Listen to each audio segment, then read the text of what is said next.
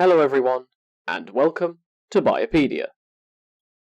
We've talked before about the impacts of climate change. For example, we introduced the idea of organisms changing their distribution due to temperature changes in episode 5. However, we've not discussed the legislative frameworks around the topic before. In this episode, I'm going to introduce the United Nations Framework Convention on Climate Change, or for short, the UNFCCC. Before we do that though, let's quickly talk definitions. The term climate change as a general concept is one you're probably familiar with. However, its formal definition centers around an alteration in properties of the planet's climate, such as rainfall and temperature. These alterations always tend a certain way, so for example always getting hotter, and they are kept up for a minimum of 30 years. This definition stands in contrast to the definition of climate itself, which is defined as what the weather is like in a certain area across a prolonged timescale. We should also talk at this point about the greenhouse effect. This is the planet warming up because atmospheric gases take up and re-emit energy that the planet has radiated up to it. With that, on to the topic of the episode. The UNFCCC was agreed upon internationally in May of 1992 at a meeting in New York. The convention's goal, as per the original agreement document, is to obtain stability with regard to greenhouse gases being emitted. This stability should happen at a level that won't cause problems for the climate as a whole. The idea of the agreement, as noted in Article 2, is to keep the planet's temperature increase to far under 2 degrees Celsius and working to keep it below 1.5 degrees. I should note that a report by the Intergovernmental Panel on Climate Change, or IPCC, mentions that it is technically feasible to keep the world below 1.5 degrees of warming, but it would need vast changes to everything in the human world. For some context about what all this means from an ecological point of view, 1.5 degrees of warming relative to pre-industrial times would mean, for example, sea levels rising less and less of an impact on biodiversity than a 2-degree rise would. By contrast, to get some real-world figures in, a 2021 report by the Climate Action Tracker predicts that we are on track for 2.4 degrees of warming with current pledges. As a quick aside, I keep mentioning warming, but relative to what exactly? Well, the standard for warming in this case is what it was like before industry came along. Pre-industrial is defined by the IPCC as the period of hundreds of years before wide-scale industry activity occurred, beginning around the year 1750 CE. The Industrial Revolution is popularly thought of as taking place between 1760 and 1840, as stemming from an economist from 19th century England named Arnold Toynbee. The average period used to reference temperature change is a century between 1850 and 1950.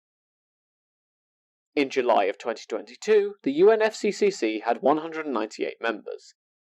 This includes everyone who is a part of the United Nations, and some non-UN members like the Holy See, the European Union, Palestine, etc.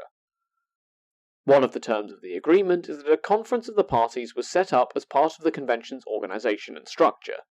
This conference of the parties, or COP for short, assesses how the convention is being carried out and looks over how the parties are meeting and what they need to do for the convention, etc. The UNFCCC website lists all the conferences of the parties that have occurred, and these take place approximately annually. These conferences include the recent COP26 in Glasgow in 2021 and COP27 in 2022 in Sharm el-Sheikh in Egypt. There's one part of the preamble to the convention text from 1992 which is worth focusing on for a bit longer, because a later paper comes back to it. This is the idea that the parties involved are worried about problematic and risky anthropogenic meddling with the climate. Among other points, this is the background for the need to the UNFCCC in the first place. However, there is a 2002 study which pointed out that this concept isn't really defined by the convention text, and they note that other authors have said similar things. This study used thermohaline circulation, or THC, and impacts on coral reefs to set the limit for carbon dioxide concentrations to 450 parts per million. The idea here is that 450 ppm would stop the West Antarctic ice sheet from crumbling and stop the THC from closing down. We'll have to get back to the THC in a future episode, as it's too big a concept to cover here in a quick sidebar. For now, just note that even this goal of 450 ppm would not stop reefs from being very badly damaged. We're getting quite close to this limit already. As of May 2023, the concentration of carbon dioxide in the atmosphere was already 424 parts per million. For an idea of the impacts we're already seeing, a 2017 paper shows that we've already seen worsening bleaching on the Great Barrier Reef. So, how effective is the UNFCCC? To answer that question, we should turn to a 2021 report written by individuals who used to work with the organisation. It concludes that there have been some positives springing from the convention, which include the international treaties coming from it.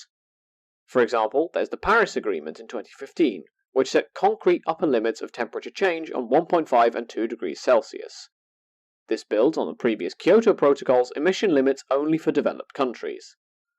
Incidentally, as I find myself saying very often, Paris and Kyoto are probably stories for another time.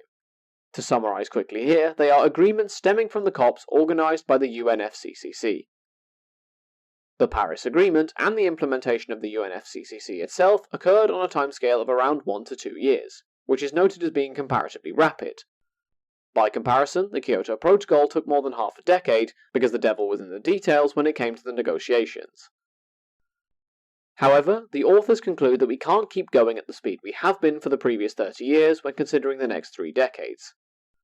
The conclusion is that we need to be within reach of net zero emissions by 2050, which is the end of the next 30-year cycle. Finally, the authors note that the greatest issue is to do with policies being implemented at a national level, which needs to change for the better. With that, we've dipped our toes into international climate law. Thank you very much for listening. I hope this topic was explained at least somewhat clearly enough, because international law is a bit of a murky area for me, but if not, feel free to let me know and I'll come back to it in a future episode, as I probably will do with some of these tangents I've covered. If you have any questions, comments, or topic suggestions for future episodes, including a return to agreements like this, feel free to get in touch with the show's email address.